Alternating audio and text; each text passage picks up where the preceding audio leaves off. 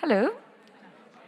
Good evening to all of you. This wonderful room with so many students and professors and friends of the Instituut Estudos Políticos Catholic University. It is a joy to discuss politics in person, to debate and to keep on the conversation.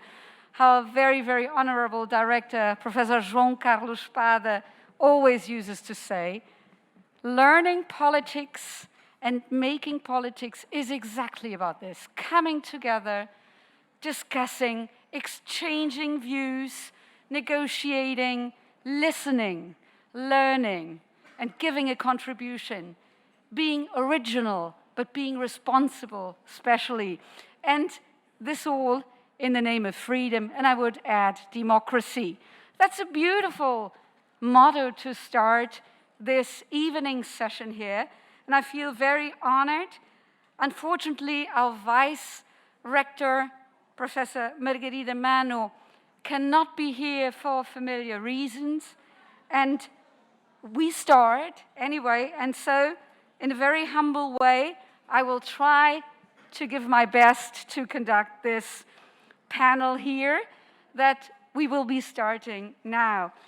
So the panel this evening will go on the conversation that we had before and the very interesting insights we all received, and we want to go on and to debate. So the topic now is the Atlantic Charter at 80, renewing the democratic alliance for the 21st century.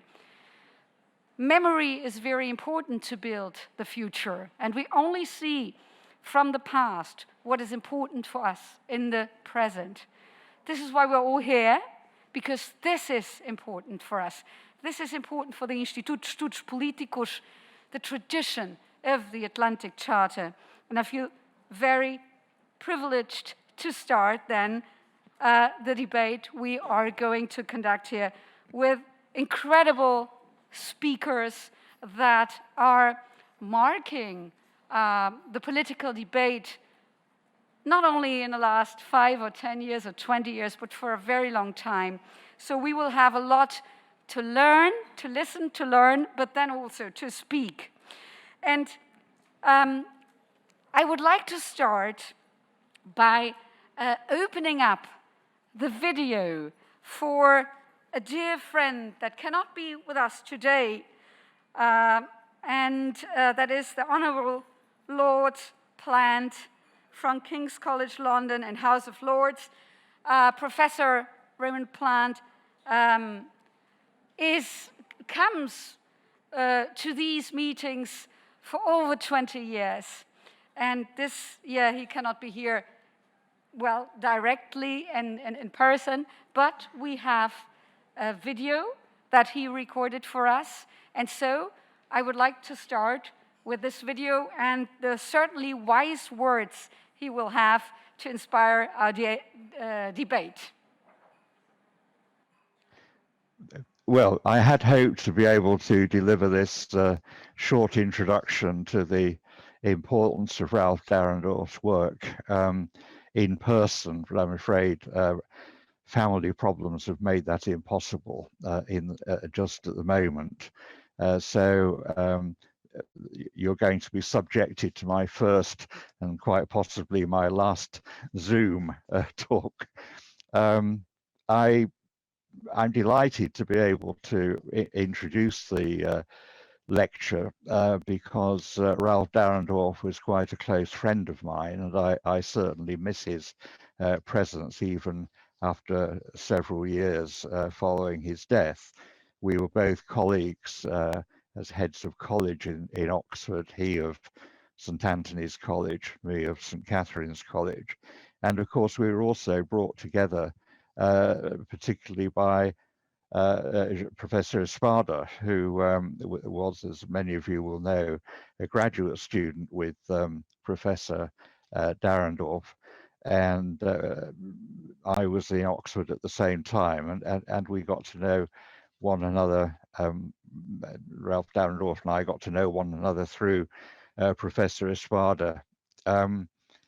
I think it's important to keep Ralph Dahrendorf's memory alive, which is part of the point of the lecture, because he was very centered on the idea of, on the one hand, enjoying the freedoms, the rights, the flexibility, and so forth, which a free market economy and a liberal state can produce.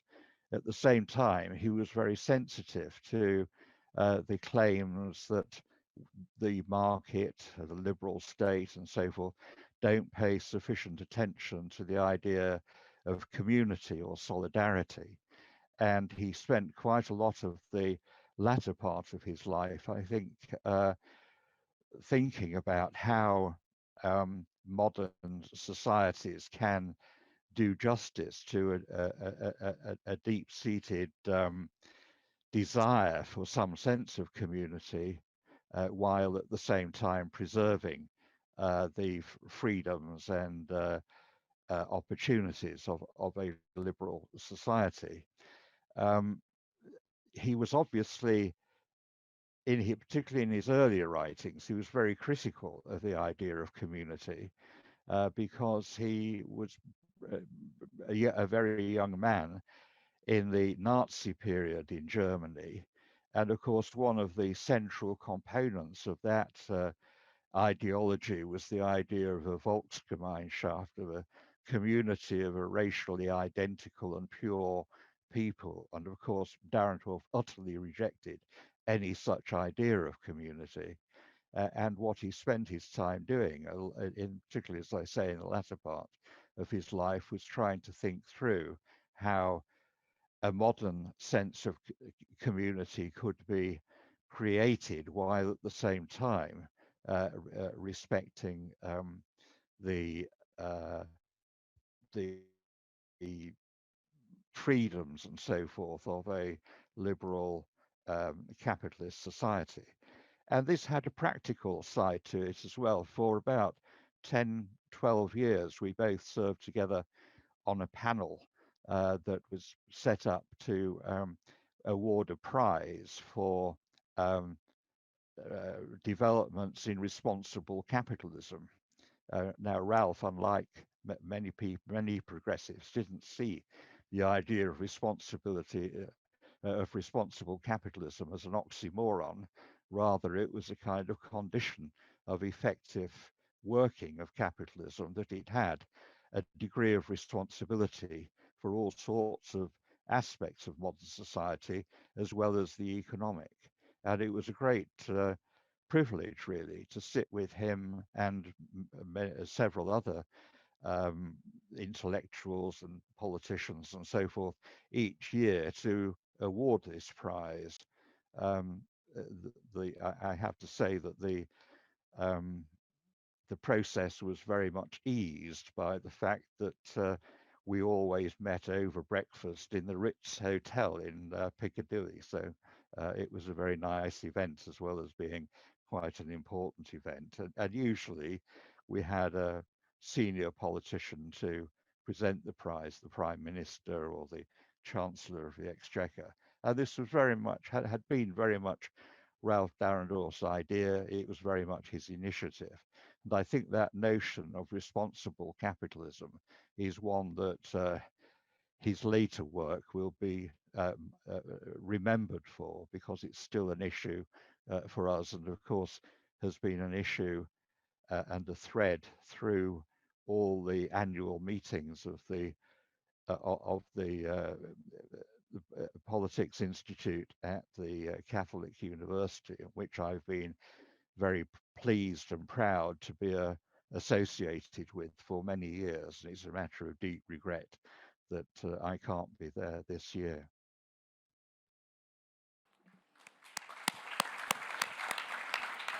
Thank you very, very much to our dear Professor Raymond Plant. And I have the honor now to give the floor to our moderator of this panel. This is Joanne Balsemão. And in the previous panel, we were precisely discussing about the importance of citizenship. So it is really an extraordinary opportunity to have someone who really comes from this field. So Joanne Balsmau is Executive Counselor for Environment and Citizenship. She has a master's degree on environmental change and management from Oxford University, and she was also the coordinator of the local Agenda 21 in the Council of Cascais. So she really works with the topic of citizenship and how citizenship makes an importance, has an important role in bringing more consciousness to the questions of environment, but also in creating a more participatory idea of democracy.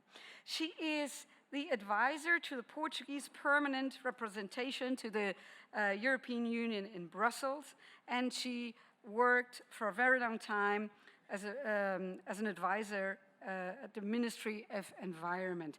So the floor is yours in this Dahrendorf Memorial Lecture on precisely renewing the democratic alliance for the 21st century.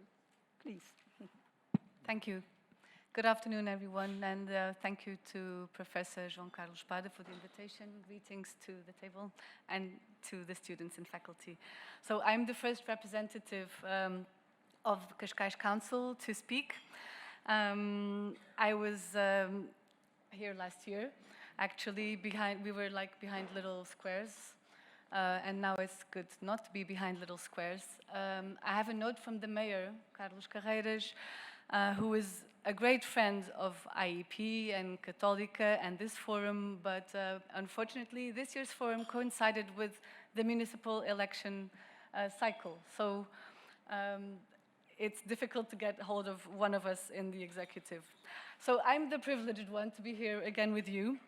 And I do say it's a privilege because I think I share the same interest and passion for debates and sort of especially critical debates, constructive debates that you guys do. So thank you for keeping this forum alive and for having me here again. And so today's panel is about the Atlantic Charter. The Atlantic Charter is very much about democracy. It's a truly holistic foundational charter in the sense that it's not just about the military side of politics.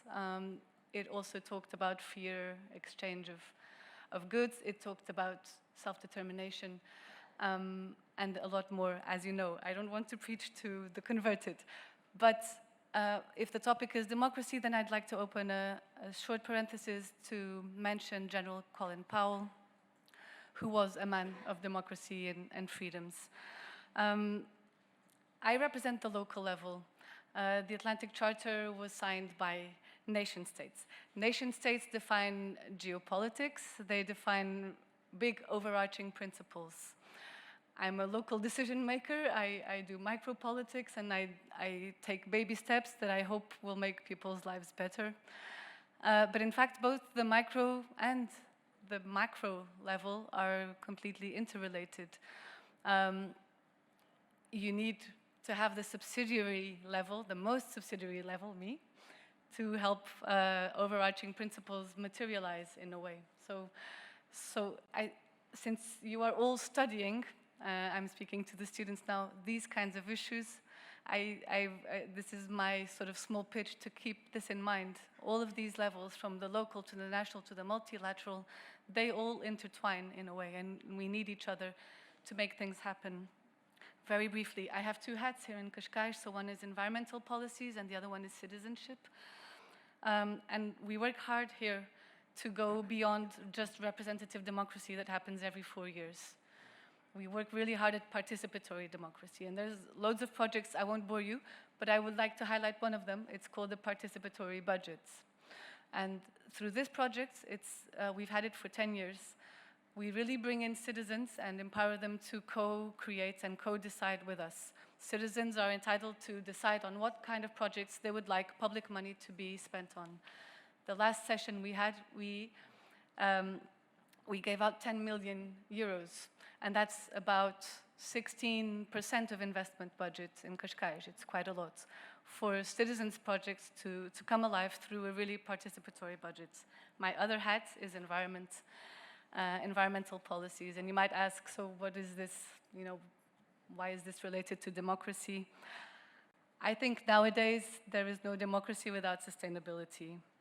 I would say for two reasons. One, because ideology also counts in environmental policies, but mainly the second reason, I think, is because democracy is, environmental sustainability, is a precondition, every day it's getting stronger, as a precondition to economic and political freedom. If you look at climate change and the threat it represents, I think it doesn't need any further explanation. So, this is my short introduction, and now I'll give the floor to Professor Galston.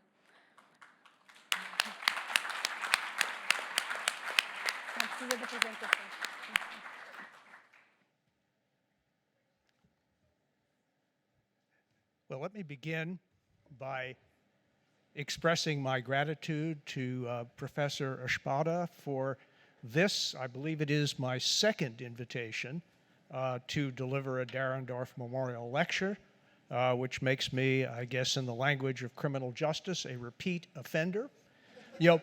Having said this, I wish with all my heart that I were not delivering a lecture right now. And I say that because the first two panels have put just about every question of significance on the table already. I would love to rip up this speech and enter the debate. The spirit of democracy is dialogue, not monologue. I deeply believe that. But I also believe in doing my duty. And it is my duty to deliver this lecture, a pleasant duty, I should say. And I'm going to read it because that is the only way that I can comply with a strict time limit of 25 minutes, which I am informed will be strictly enforced. As a believer in the rule of law, I understand with Hobbes that there is no rule of law without enforcement.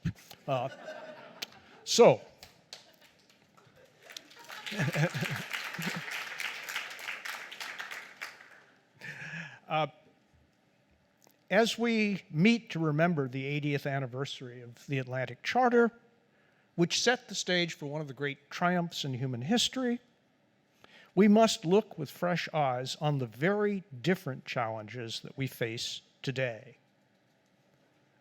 Winston Churchill and Franklin D. Roosevelt had the right answers for their time. But we now live in very different times. It is a time for reflection and innovation and not celebration. Let me begin by taking you back 3 decades to 1991, when I would say a majority of the people in this room had not yet been born. The year the Soviet Union collapsed. It's hard to recapture how the world felt in 1991. Suffice it to say that after defeating fascism on the battlefield and communism without firing a shot, a sense of triumph suffused the Western world. The last alternative to liberal democracy had vanished, or so we thought. The task now was to set all nations on the path to political democracy and market economies, and these efforts were linked. Economic growth would fuel the transition to democracy, or so we thought. Throughout the 1990s, this confidence seemed borne out by events. A democratic wave swept through the former captive nations of Central and Eastern Europe. Russia adopted democratic institutions, and democracy was on the march in most parts of the world. There were even signs of apparent liberalization in China as its economy grew and its relationship with the West deepened. Although the 9/11 attack on the United States was an early warning that liberal democracy still had enemies, it did not fundamentally disrupt the narrative of democratic advance, which continued, as Carl Gershman reminded us earlier, until 2006. And then, for reasons too complex to review today, the advance halted and reversed. Some of the decline was internal, but compared to 3 decades ago, the external threat to democracy, mainly from a resurgent Russia and a rising China, has intensified. This threat from the outside rather than the inside is the focus of my remarks today. And I think everybody knows why this focus is indicated, so I can be brief. Russia has repeatedly breached or altered international boundaries. It is doing its best to strangle democracy in Ukraine, and it has mounted potent disinformation campaigns against many Western democracies, including the United States. China, for its part, has broken its agreement to respect Hong Kong's free institutions. It is working to threaten democracies throughout the Pacific, and the threat that it poses to Taiwan's independence becomes graver with every passing month.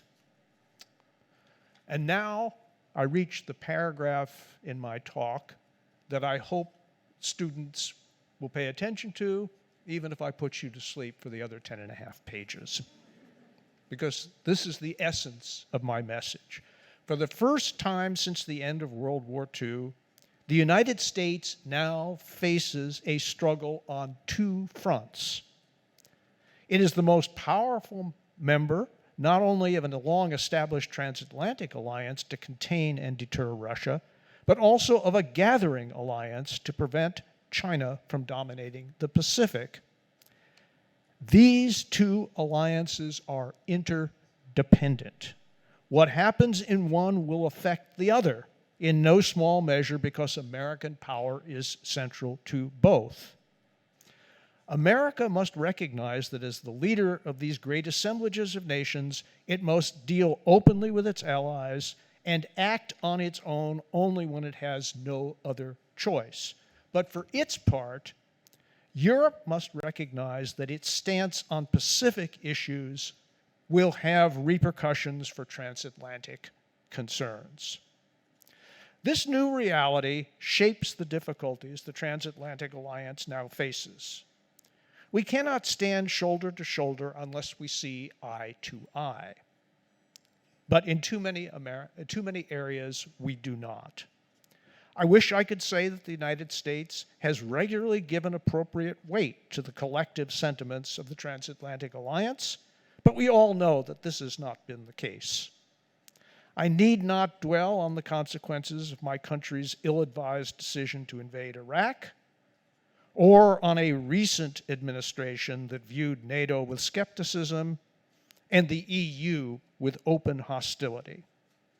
In recent years, moreover, America's political stability, on which our European allies have relied for decades, has given way to partisan polarization, populist uprisings, and dizzying policy shifts. Whether the current administration represents a return to stability or rather the latest chapter of oscillation is anyone's guess. The sad events in Kabul have only increased this uncertainty. From Tallinn on the Baltic to Taipei in the Pacific, the way in which the United States withdrew from Afghanistan has raised new doubts about the credibility of its commitment to its allies when the going gets tough. America's NATO allies have just cause for complaint about the impediments American policy has created for the evacuation of their citizens and of the Afghans who have worked with them. Washington's failure to consult countries who honored NATO's Article 5 obligations and fought by our side for 2 decades contradicts the basic operational requirements for effective internationalism. America's recent decision to scrap its contract with France for conventional submarines, rather Australians, it might have been America's, but that's a different point, has made matters worse. Although this move can be defended on the merits, the way in which it was carried out generated concern throughout Europe, and France was understandably outraged, while many others wondered whether it was the harbinger of a pivot to Asia at Europe's expense. In a recent press conference, France's President Macron bluntly summarized these concerns, and I quote from President Macron, "The United States has been very focused on itself and has strategic interests that are being reoriented towards China and the Pacific," he said. "It is their right to do so," he continued, "but we," by we he meant Europe, "would be naive not to draw the consequences." In these circumstances, it is hardly surprising that creating an independent European defense force is once again on the agenda. Although even Mr. Macron has conceded that strengthening Europe's defense capability would occur, quote, "within the framework of NATO." One thing is clear. The United States should allow Europe to decide this matter for itself and focus instead on what it must do to restore its credibility as a reliable partner. This must begin with a concerted effort to forge a 21st century American security policy that can be sustained through changes of party and administration. In an era of renewed great power competition, this means, above all, reaching agreement across party lines on America's stance towards Russia and China. And on this crucial matter, I have mixed news for this audience. On the one hand, there's a growing consensus within my country that America must do more to resist the expansion of China's military, diplomatic, and economic influence. Although there's not yet agreement on the size and shape of the military forces needed to deter potential aggression, the United States is finally on track to boost public investment in the technologies that will determine the relative power of the two great Pacific powers for decades to come. Taken together, the AUKUS agreement and the Quad represent the emergence of an American-led alliance structure in the Indo-Pacific. Regrettably, and this is bad news, the long-standing American consensus on the threat Russia poses has weakened, although, hopefully, less than the tumult of recent years might suggest. It should be clear to all Americans, regardless of party, that wherever possible, Russia will use its power to weaken the position of the United States and its democratic allies around the world.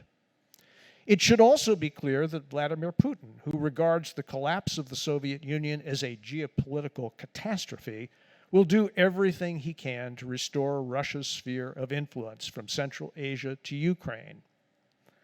Despite America's war weariness, there's reason to hope that American leaders can forge a united stance towards Russia with which its transatlantic allies can agree. And as the consequences of pandemics and climate change become more evident to Americans in all parts of my country, there's reason to hope that differences within the United States and with its allies about the existence and importance of transnational threats will diminish. In the meantime, to repeat, the United States must curb the unilateralist tendencies that from George W. Bush's administrations to Joe Biden's have so disturbed its European allies. If America acts selfishly as well as unreliably, the alliance that has secured peace and prosperity for generations cannot endure indefinitely.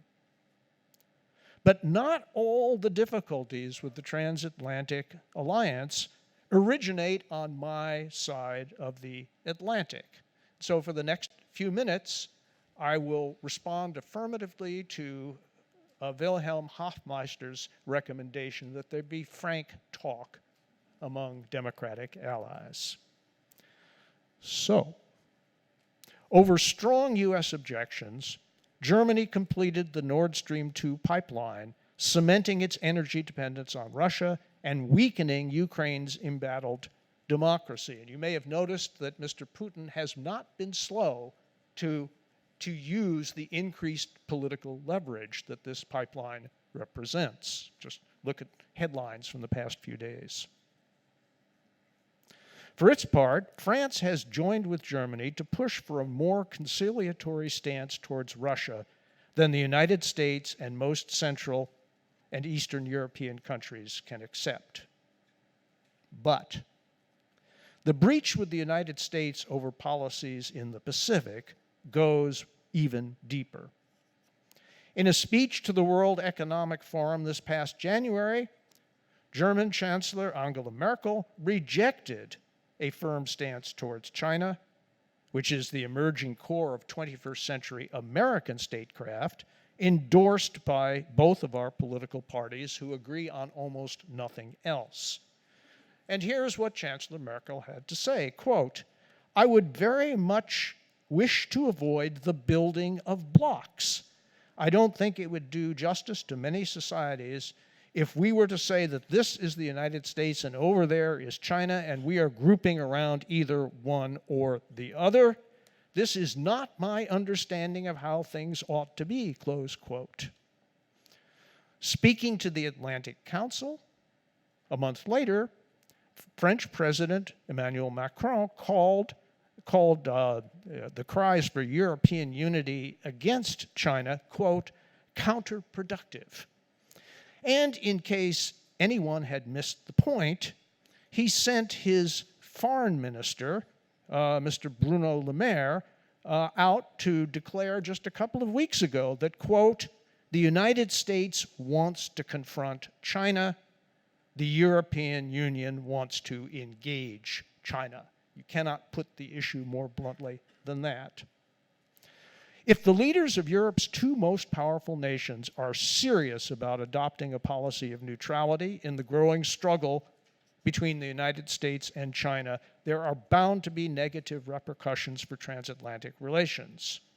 The same, I would add, goes for the prospective trade treaty between the EU and China, which has stalled but which has not yet been abandoned. Consider finally the astounding fact that state-owned Chinese firms now hold substantial stakes in over a dozen European ports, including 2 in Spain, but none, thankfully, in Portugal.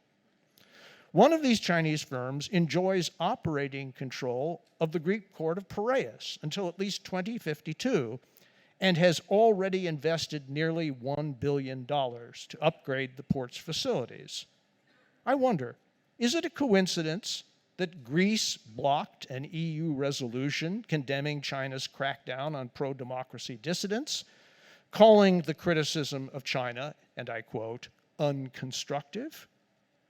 Greece's shipping minister bluntly defended his country's actions. Quote, "Greece has the right to make a decision based on its own interests," close quote. This is the logic that has allowed China to create a system of Trojan ports in the heart of Europe. What is to be done?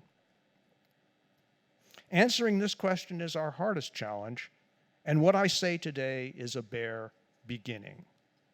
By the way, moderator, my watch indicates that I have 10 minutes left. Is that correct? Good. That's all I'll need.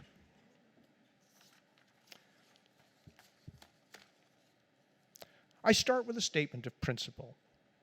An alliance of democracies must be an alliance for democracy, and therefore an alliance against the enemies of democracy. It must be an alliance that promotes liberal democracy with all peaceful means and that protects existing liberal democracies by all means necessary. Regarding Europe, in Ukraine, Russia is putting the alliance to the test, and we must not fail it. We should collectively give top priority to integrating Ukraine into the West economically as well as politically.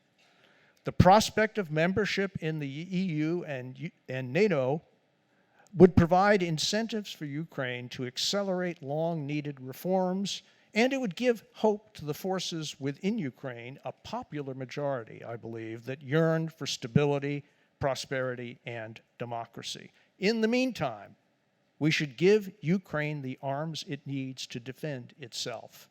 a policy that every member of the alliance should support. Germany should compensate Ukraine fully for the revenue losses that it will suffer when Nord Stream 2 is fully operational. And the transatlantic alliance should reach agreement on bold, creative diplomacy to go beyond the Minsk agreements and end the frozen conflict in Ukraine's eastern region once and for all. Turning now to the Pacific, a successful Chinese effort to retake Taiwan by force would undermine the US-led alliance to contain the PRC and open the door to China's domination of East Asia and the Pacific. This has become a central concern of America's defense and foreign policy, but it cannot be a peripheral matter for Europe either.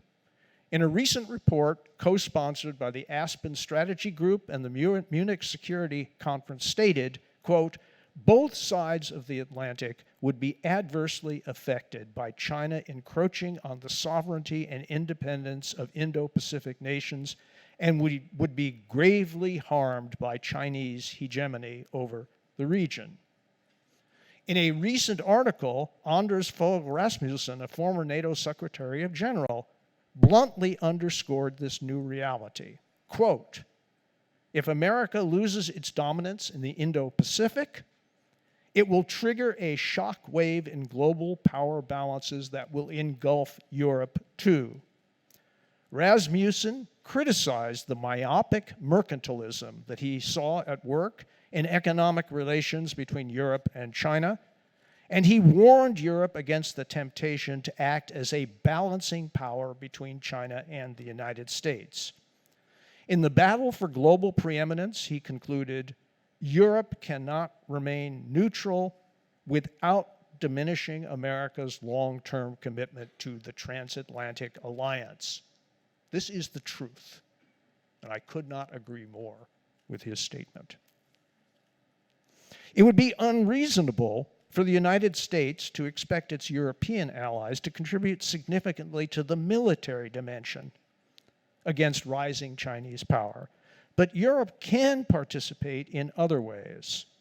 On the diplomatic front, Europe must stand unambiguously for the principle that the future of Taiwan must be settled through peaceful agreement between Beijing and Taipei and not by force.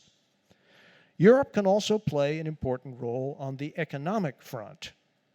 Under Xi Jinping, the always blurry line between Chinese firms and the Chinese Communist Party has been erased, and all technological gains can be converted to military use. Every European and American firm doing business in China will be subjected to pressure to transfer key technologies into Chinese hands. It is essential that European firms, as well as American firms, resist this pressure, even if it restricts profitable business opportunities in the PRC. Vladimir Lenin famously remarked that the capitalists will sell us the rope with which we will hang them. Let us make sure that his prophecy does not come true this time with a new rising communist nation. I want to conclude with a few words to the many young people attending this conference. My generation will soon fade from the scene. Then it will be your turn to defend liberal democracy or, God forbid, yield to its adversaries. Winston Churchill once remarked, quoting, I should add, an unnamed predecessor, that democracy is the worst form of government except for all those other forms that have been tried from time to time. This wry Churchillian maxim sums up the difficulties that you, the leaders of the future, will face. Democracy is usually untidy and frequently unlovable. When we are eager to act, it requires patience. When we are sure we are right, it counsels compromise. coordinating the variety of interests and beliefs that freedom evokes into a common plan of action is akin, Max Weber once remarked, to the slow drilling of hard boards. It is easy to envy the power of autocracies to act quickly, and intellectuals often have.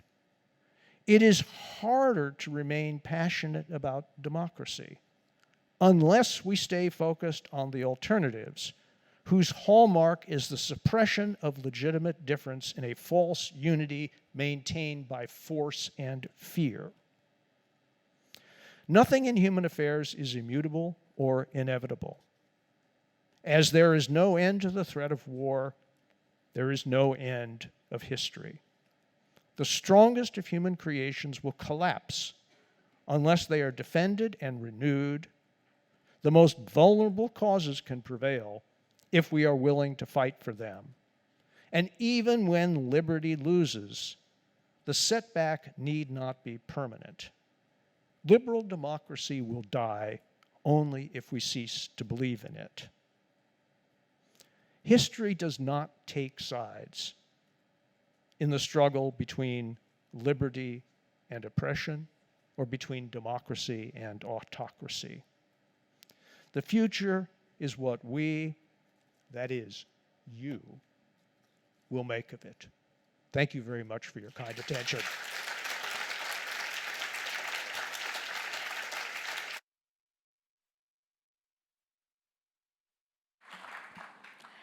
Thank you. I present the next speaker. Don't clap yet, otherwise I'll be fired from this role.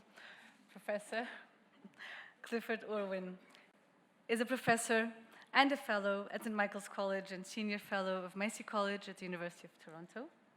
He is also a distinguished visiting fellow at Hoover Institution of Stanford University and a senior fellow at the Bochum Thucydides Center at Ruhr University Bochum, the author of many articles, and you have won 3 awards for teaching.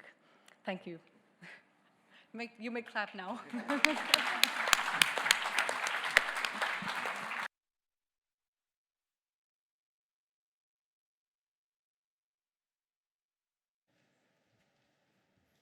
Thank you for that kind introduction, Johanna. I was delighted to see that Lord Plant could participate in this session. I've always greatly admired him, so I'm going to follow in the footsteps of his moving tribute to Rolf Dahrendorf and his account of his own relations with Dahrendorf to say something about our current speaker and my relations with him. I've now known Bill Galston for 57 years and have spent countless hours in his company. I wish that I had succeeded in absorbing all he has brought to these many encounters, but alas, I can make no such claim. Somehow, his superior grasp of the world always remains just beyond my reach. True, he's a year older than I am, and a year is a long time, so perhaps he's just profited from this unfair head start. In an earlier draft of this speech, Bill began by recapitulating the situation out of which the Atlantic Alliance first arose 80 years ago, and the response to that situation that it embodied. He offered high praise of Roosevelt and Churchill. He wrote in that version, quote, "At a time when victory against fascism and militarism was anything but assured, they had the courage to imagine a world of self-governing nations, secure within their borders, free to decide how to govern themselves, enjoying unhindered access to the seas and to the sources of prosperity." End of quote. In this earlier draft of the speech, Bill gives the 2 great Anglo-Saxon statesmen high marks for their blend of idealism and realism, neither of which, as both recognized, was sufficient without the other. In the event, they succeeded where it was most urgent that they do so, in winning mankind's war against enemies so evil and formidable as to threaten the very survival of liberal democracy. This was the task of their day, and of course their soaring rhetoric was primarily a means to achieving it. The Atlantic Charter was thus the prototype of all alliances of liberal democratic states confronted with the hostility of illiberal ones. Born of a dark time, it offered the solace of a brighter one, that dreamed of by liberal thinkers ever since Immanuel Kant, that time when the international system would dance to the music of liberalism. Confronting such sinister foes bent on destroying liberal democracy, Roosevelt and Churchill had to find the right words to rally its supporters.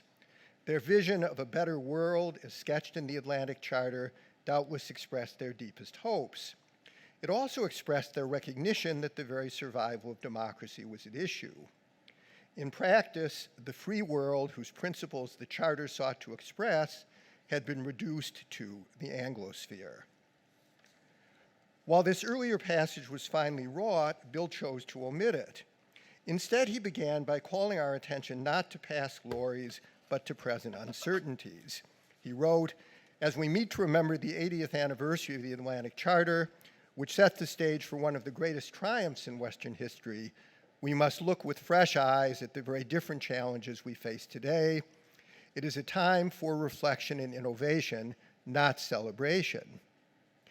Bill may well have concluded that his moving appreciation of the statecraft of Churchill and Roosevelt would have struck precisely that celebratory note that he wished to discourage. So instead of taking us back to the dark but glorious days of 1941, he decided to waft us back only as far as the prematurely giddy ones of 1991. That was the heyday of the notion of the end of history, which meant the end of serious threats to the hegemony of liberal democracy. The watersheds of the new era were the demise of the Soviet Union and the successful quasi-global effort to repel the aggression of Saddam Hussein, an effort in which even Japan participated and to which not even Russia and China objected.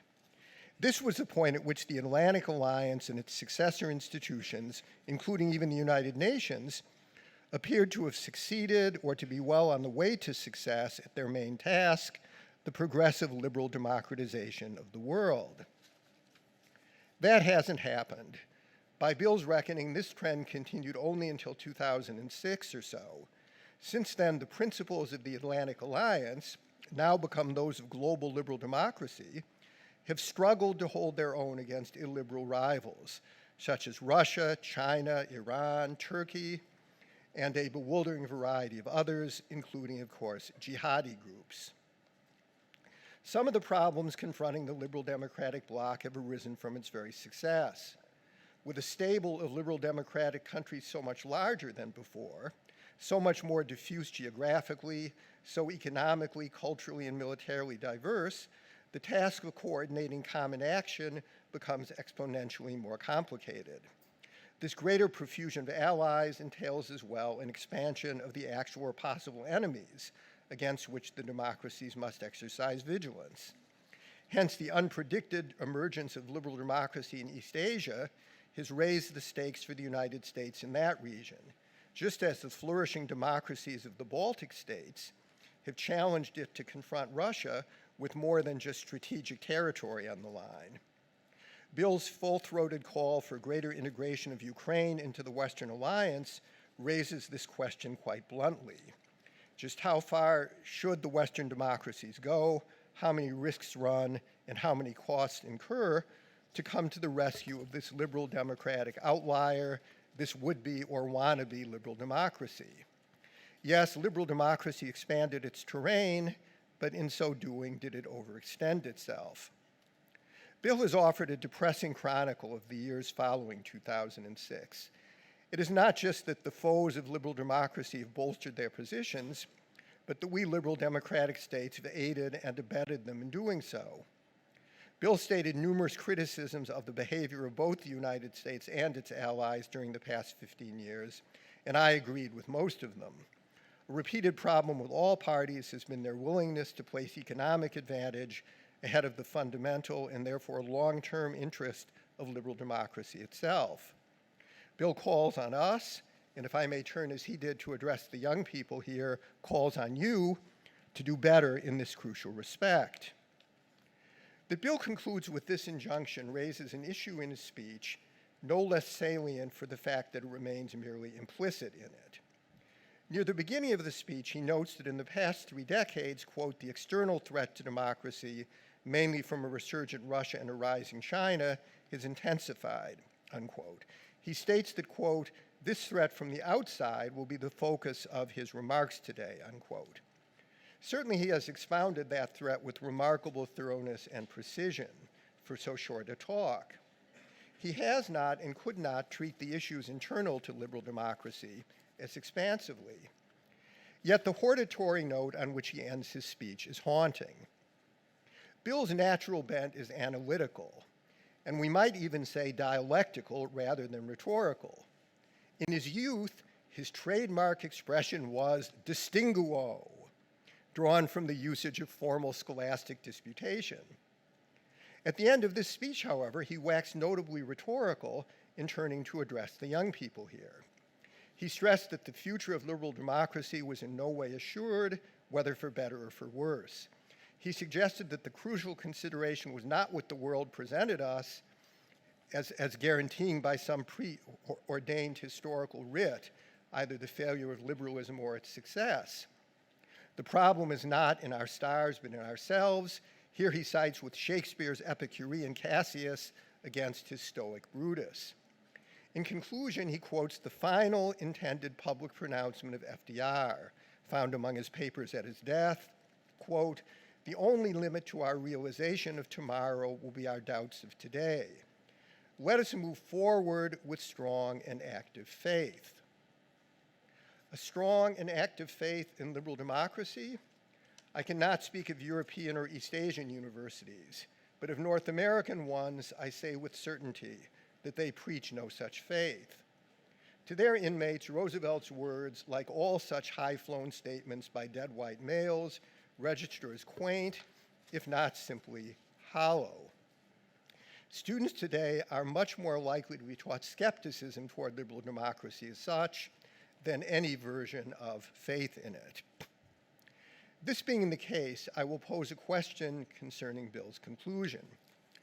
While he offers a ringing vindication of a liberal democracy, it is also somehow a minimalist one. He repeats Churchill's famous judgment that democracy is the worst form of government, except for all the others that have been tried. He buttresses that judgment with specific references to the evils of totalitarianism, some of which have emerged only since Churchill made his statement, as indeed they continue to emerge daily from places like China and North Korea. Yet there was a distance between that Churchill, that wry Churchill, as Bill called him, and the one who shared the podium with Roosevelt to issue the Atlantic Charter. The latter declaration offers a more affirmative vision of democracy. To move forward as urged by Roosevelt and Galston with a strong and active faith in democracy, especially in this new age of deep skepticism toward it, might not some such more affirmative vision be required? To borrow another favorite Latin term of the youthful Galston, quaeritur, one asks.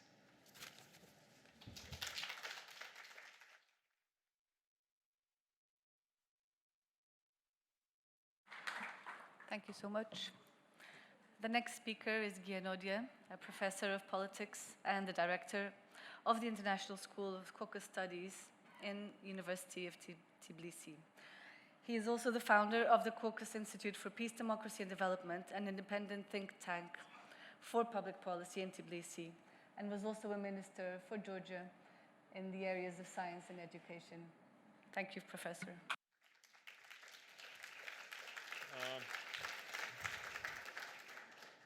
Thanks a lot. Thanks a lot for this introduction and for having me here again at this wonderful gathering. And as everybody, I will, of course, start with thanking João for having this institution flourishing for such a long time. I also may start with on the same note as Bill, in the sense that okay, so many things has already been said, and maybe it would be better not to deliver a lecture at all, but there is a sense of duty. So Bill did that. So in my case, I think I basically agree with everything that Bill said. So what to discuss, but I have a sense of duty to share my thoughts anyway. So maybe I will start with saying what exactly I agree with in Bill's speech. One is what he calls for. I think what his policy recommendations, as it were, are. And those are, as I understand, that the West should be confidence, needs much greater confidence in its power. It has to be much more strategic and long-term and much more unified in facing and addressing those threats that come in today's world, especially from hostile regimes in China and Russia, and first of all to recognize them as regimes that are hostile to future of democracy in these countries, but also globally. And I also, second thing which I agree with is his assessment that it's not what's happening, that the West is not good at doing its job. The transatlantic community is not good at this job. So on these 2 points, I fully agree. So what is there to discuss? I think the main issue to discuss is whether he expects transatlantic community to follow on his recommendations and get its act together. And that was not fully clear from his lecture, what his expectations are on that. So basically, we come down to this general question whether we should be optimistic or pessimistic about this. And of course, I don't have an answer to that. I cannot have this claim, but I will share some views of that. So as to grounds for pessimism, I had this feeling while I first read the draft of the speech and then listened to it, whether these views or these approaches, even though I share them, are old-fashioned or sound old-fashioned to quite a few people, or whether it is against zeitgeist, as it were, in today's world. So whether we live in the world where more realpolitik kind of thinking is more considered more up to date. And what I mean here is what is a dividing line between these two approaches is whether the nature of the regime, democratic or undemocratic, is so much relevant for making your policy choices when you make them. And I guess that failures in Afghanistan, of course, that were mentioned, or in Iraq, or the failure in a way of Arab Spring has nurtured this turn in a way in thinking in favor of more realpolitik approach, that this putting democracy at the center of foreign policy, international policy, is kind of too naive and too American, as it were, too idealistic in an American, naive American way. So we need more maybe European style of deep wisdom in dealing with these issues.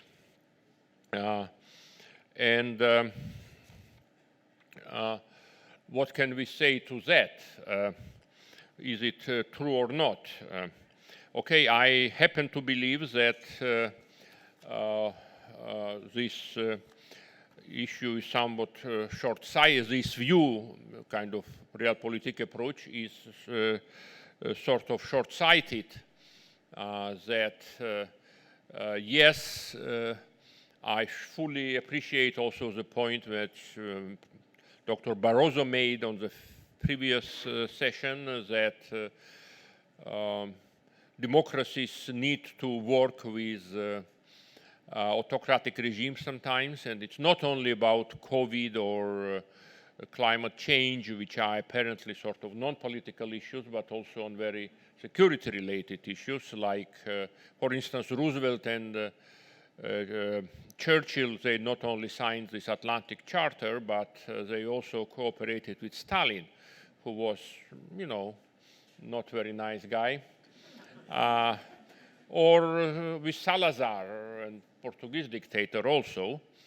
But it's usually people don't criticize them for that because, you know, it obviously was the only way. So democracies have to make these tactical alliances when there is a greater threat for greater dictator. And at that particular point in time, Hitler was a greater threat. So they had to ally with Stalin, although, well, soon after Hitler was defeated, they started to unite against Stalin. So that's as old as politics, of course, this kind of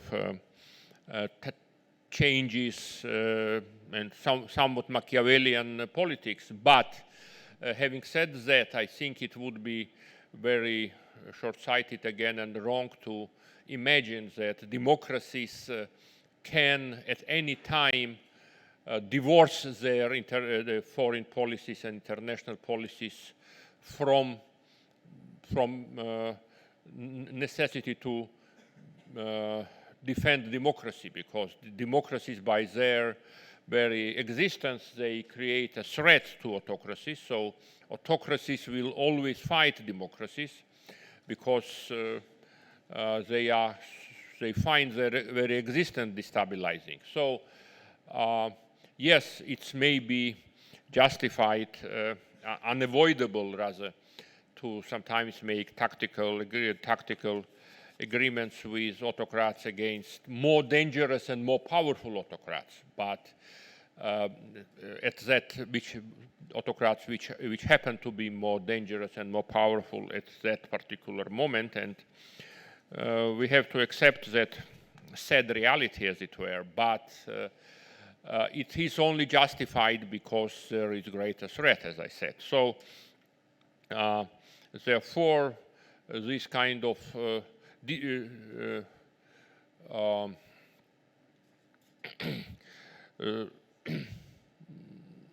policies that we can't change autocrats just by appeasing them and engaging them, it may be seen attractive in the short term, but I think it's not only kind of wise, but it's actually unwise policy in the long term. It's kind of short-termism in a way.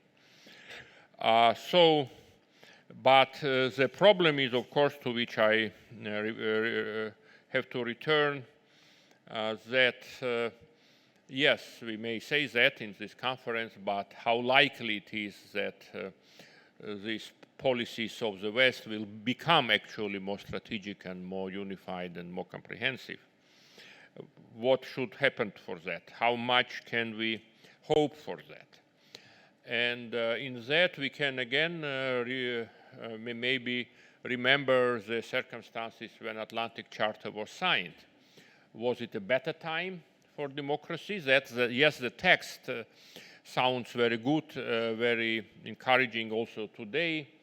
And on the hindsight, because we know what happened afterwards, we can see it as kind of roadmap for some good things that happened afterwards.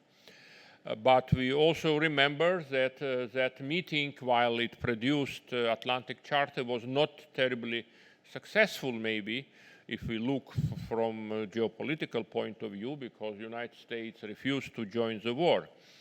And the UK was basically alone against Hitler and was considered kind of doomed to lose. And until US was directly attacked by Japan, it did not join the war because okay, I guess American public was against it. So maybe Roosevelt thought otherwise personally, but again, that zeitgeist, internal American zeitgeist, was against joining the war somewhere in Europe. All these distant wars, you know, they are not so popular usually. So, and if had US and the UK lost that war, would we celebrate Atlantic Charter today or try to revive it? I'm not sure. So What I'm trying to say, and I know I have to finish, I don't know whether it's a good ground for optimism. I think there are two grounds of optimism. First, it's about so-called fundamentals. That yes, and as economists always often say that yes, we are now in trouble, there is some kind of crisis, but look at fundamentals. Fundamentally, we are still strong. I think fundamentally, if we look at resources of democratic world, whether it's hard power, economic power, or so-called soft power, I think it's still quite powerful. It just needs to get its act together, as I said, as Bill said, and I agree. Also, I think my feeling is that maybe things are not bad enough yet, that this 15 years long decline of democracy is bad, but not bad enough to wake people up in democratic world. So maybe we need some more stronger trigger to unify against common threats. Thanks a lot.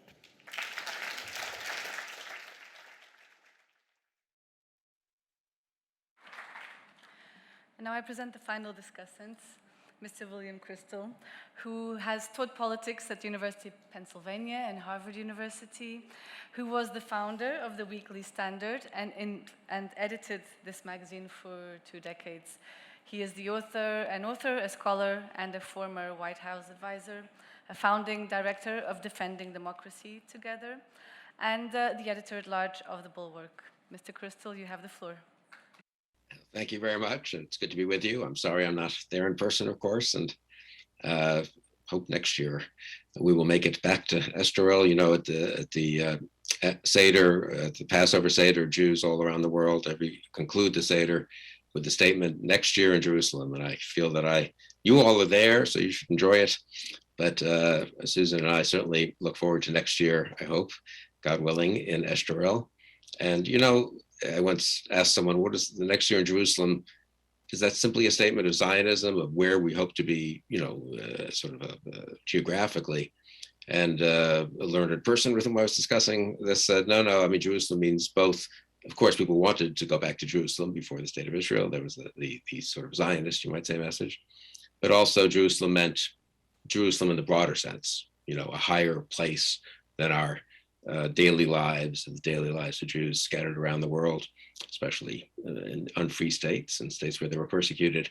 And I do feel that way about Estoril too, about the political forum, that it's not just, it's a beautiful place and it's nice people and it's fun to be there, but it also stands for a kind of, as Bill Galston suggested, a kind of dialogue and discussion and robust debate that really is liberal democracy at its best, or close to its best. And so I think it's very important what is happening there, both because, as I say, for the participants themselves, but it's an example of what should happen more in more places, more often.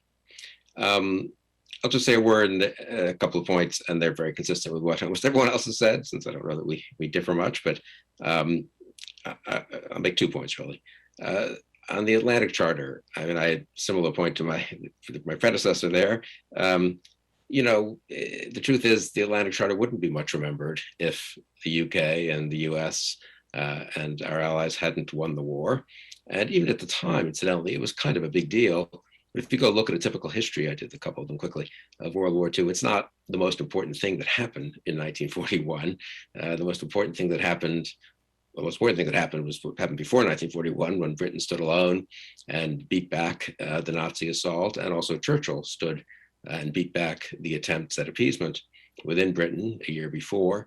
And that was the precondition for the UK joining the US in an Atlantic Charter. That was not predestined. It would perfectly plausible alternate history where the UK as a kind of complies with the Nazi domination of Europe, doesn't become a Nazi regime, probably not even quite a Vichy regime, but not standing up to Nazi Germany. The other thing that happens, of course, a month or two before, I guess it's 2 months before maybe, the Atlantic Charter is Hitler's invasion of the Soviet Union, of Russia, which is a rather important historical fact. And then the fact that it fails, that the Soviet Union and the Russian people maybe deserve more of the credit, defeat the Nazi invasion, That history was contingent, needn't have happened that way. Thank God there were mistakes made by Hitler, and the Russians turned out to be awfully tough, even despite terrible rule of Stalin and terrible mismanagement of the war, as I understand it, by Stalin as well.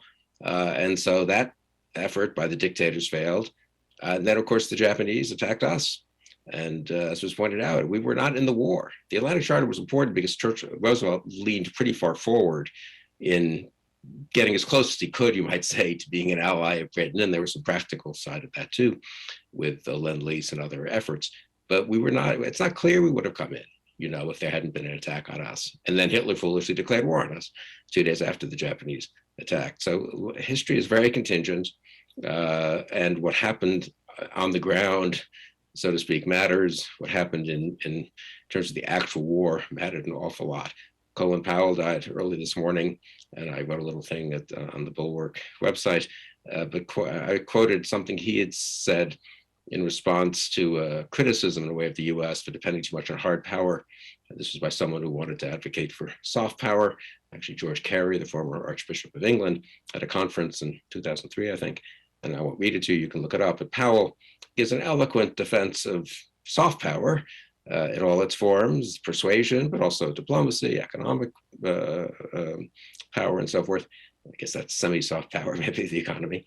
But he says without hard power, none of it quite works. At least doesn't work all the time or some of the time. And there are moments you have to use hard power, and in the background, for much of the time, there has to be hard power to support soft power. I think that's an important point to make, maybe especially, I'm very much in favor of celebrating the Atlantic Charter, don't get me wrong, but especially when one is celebrating a charter, one wants to remember that behind the charter has to be the elements of power, of force, you know, justice without, it may be that the arc of the moral universe bends towards justice, as American politicians like to say, quoting Martin Luther King, but it's even if it does bend slightly towards justice, it still needs force to, justice needs force to support it.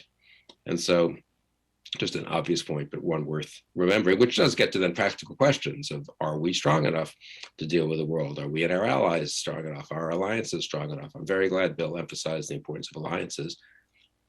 But all of Europe, which is awfully powerful and important economically, A, it's not entirely engaged necessarily economically in supporting liberal democracy against its enemies, and B, you know, it's not, we just take it for granted that Europe spends an astonishingly small percentage of its GDP on defense.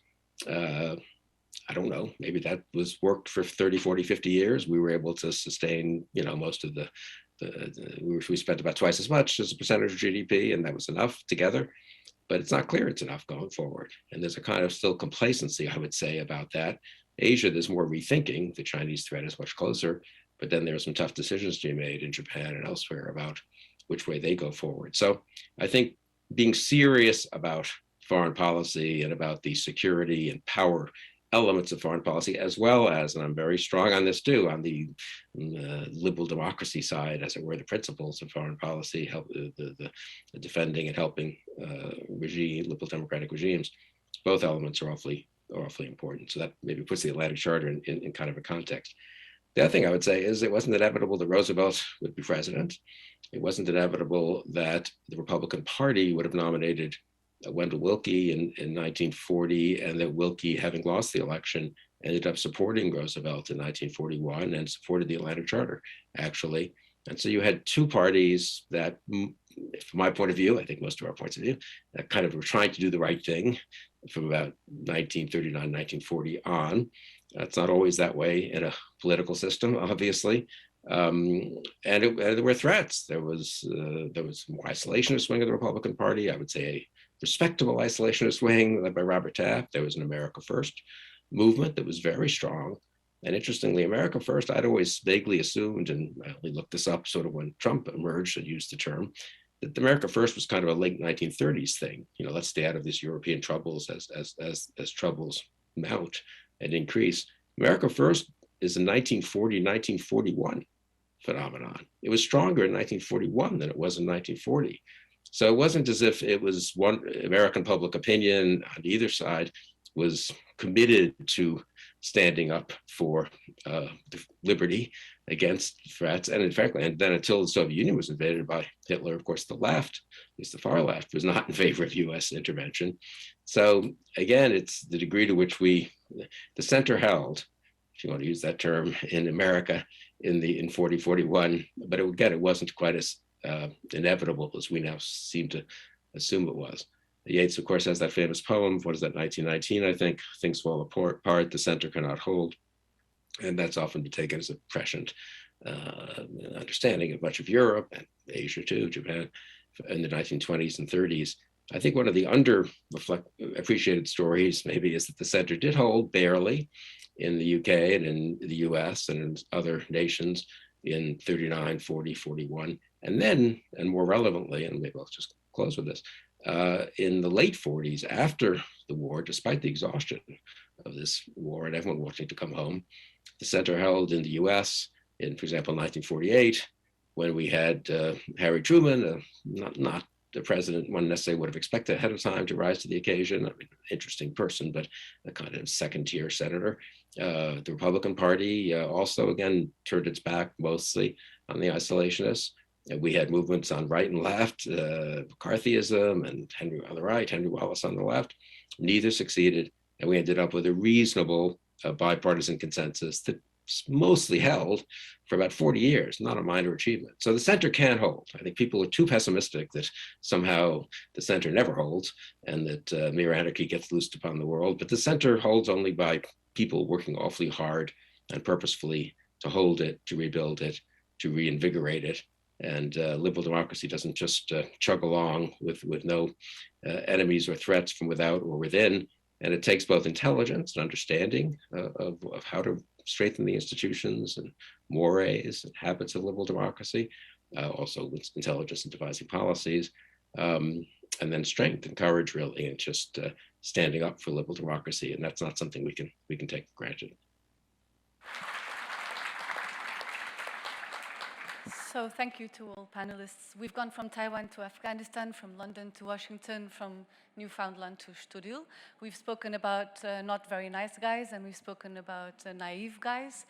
We've spoken about realpolitik and special relationships. And we've gone back to 1941, and then back to the present and off to the future. And because students are the future, but especially the present, the table has decided that we will discriminate. And we will ask for 3 questions from students.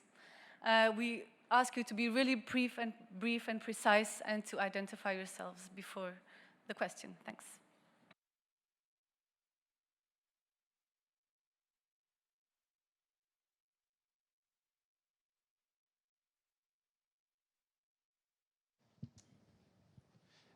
Thank you very much. Thank you very much to the panel. My name is João Freitas. I'm a student at Nova University and at the Catholic University. My question is regarding European nihilism in the face of China and Russia. Isn't that justifying the United States shifting off its alliances to the Indo-Pacific, to things like AUKUS or the Five Eyes?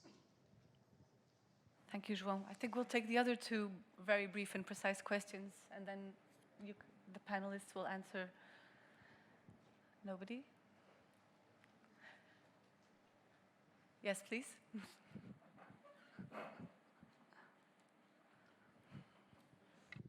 Thanks very much. I'm not actually currently a student, but a very quick question. In his lecture, Professor Galston spoke of the importance of Taiwan and the importance of America and Europe, standing together, defending Taiwan, if I remember correctly. But in all honesty, can Professor Galston really see the United States taking military action to defend Taiwan if China actually did launch an invasion? Because personally, I really can't see that happening. But that's not important. I'd love to know your view. Thank you. 3rd and last question. Okay, so we'll take the 2 questions. Oh, sorry, I didn't see you. Yes, please.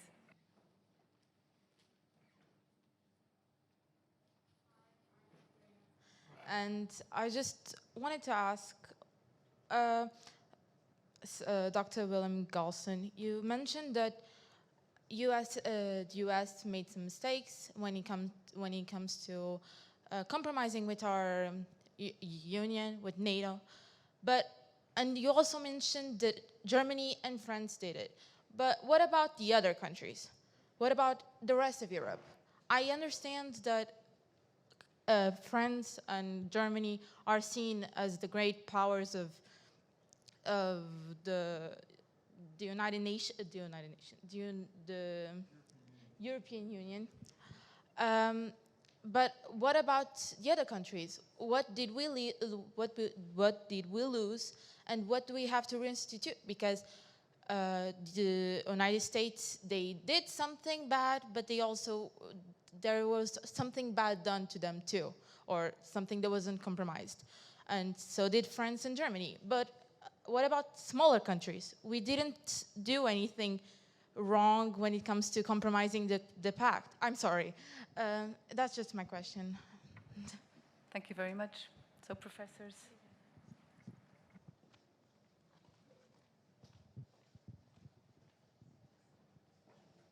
Well, I believe that the first question concerned European nihilism, if I heard that correctly. Is that what you said? I tried to keep my remarks on the political level, and I say that as someone who has studied the history of ideas since I was younger than you are, and I believe that that's important. But in the current situation, I think it's not necessary to resort to such large intellectual categories in order to understand why Europe is doing what it's doing, or why Europe isn't doing some other things that many of us wish it would. I'll be happy to discuss that question in greater depth face to face, but that would be my immediate reaction. The second student question. I'm sorry. The second student question. There's a method. The second student question can be summarized. Well, I talked about France and Germany. What about the rest of Europe? Now, I could say in my defense that I also had some words about Greece and Spain. I exempted Portugal for my.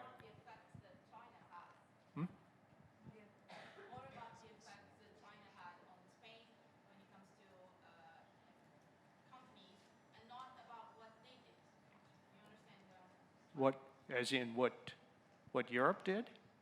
Yep, it is. Yep. When you mentioned Spain, you said that it comes to what China did and the companies that China has on Spain. And when you mentioned Greece, you talked about what they said that they didn't agree with. But it doesn't come to what did they actually do? What did Spain do but to not compromise the pacts that the countries have in NATO? Well,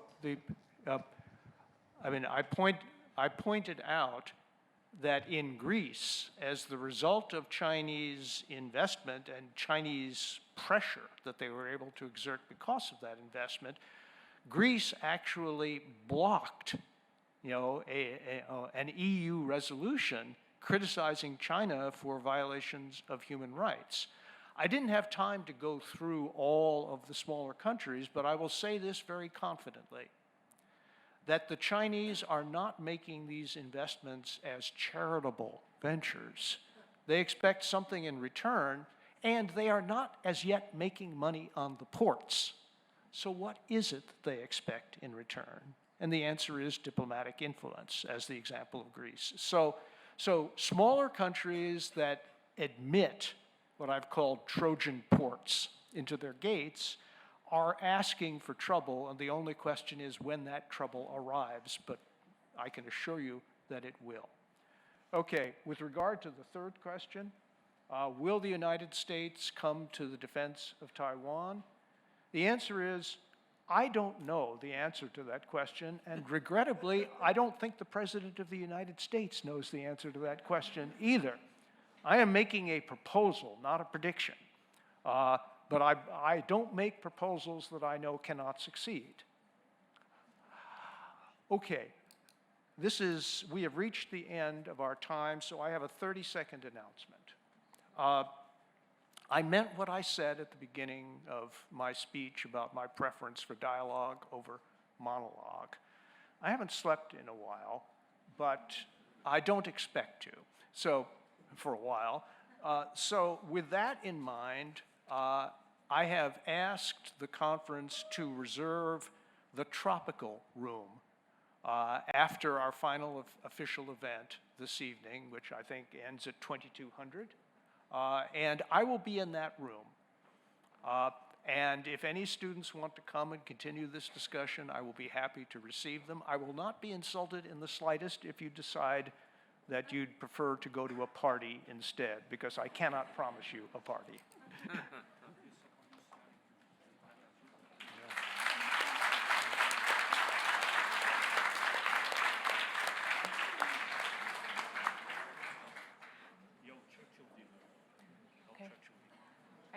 Thank you, Professor, for your selflessness. I mean, regarding lack of hours of sleep.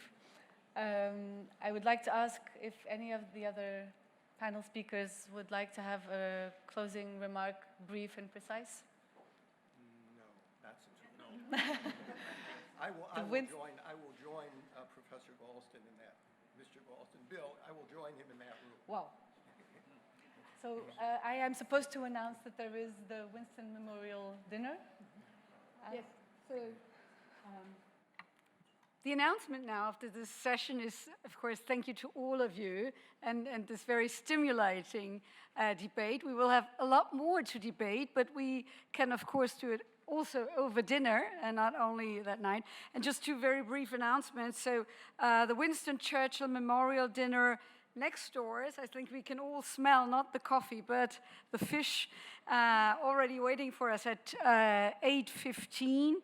And then we still have tonight, or evening, late evening show at 10:15 p.m., the IEP Alumni Club General Assembly with Eric Bournay, and also the late night conversation with Professor William Galston. So it starts this forum of the EP in a very promising way. It was a great day and it still goes on. Thank you for all of you, and see you later.